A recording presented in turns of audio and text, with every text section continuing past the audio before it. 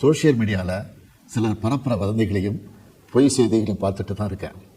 எந்த ஒரு அரசியல் கட்சி தலைவரும் தன்னோட தொண்டர்களும் அப்பாவி பொதுமக்களும் இறக்கிறத எப்பொழுதும் விரும்ப மாட்டாங்க. இந்த சம்பவத்தில் உயிரிழந்தவங்க எந்த கட்சி சார்ந்தவனாக இருந்தாலும் என்னை பொறுத்த வரைக்கும் அவங்க நம்மளோட தமிழ் உறவுகள்.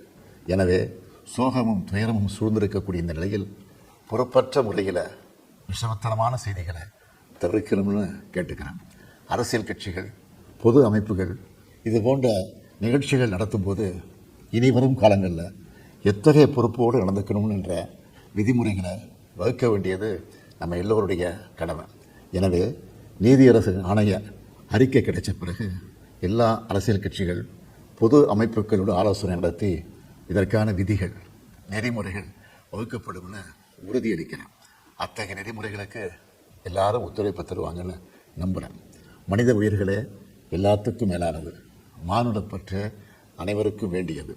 அரசியல் நிலைப்பாடுகள், கொள்கை முரண்பாடுகள், தனி மனித பகைகள்னு எல்லாத்தையும் விலக்கி வச்சுட்டு எல்லாரும் மக்களுடைய நலனுக்காக சிந்திக்கணும்னு கேட்டுக்கிறேன்.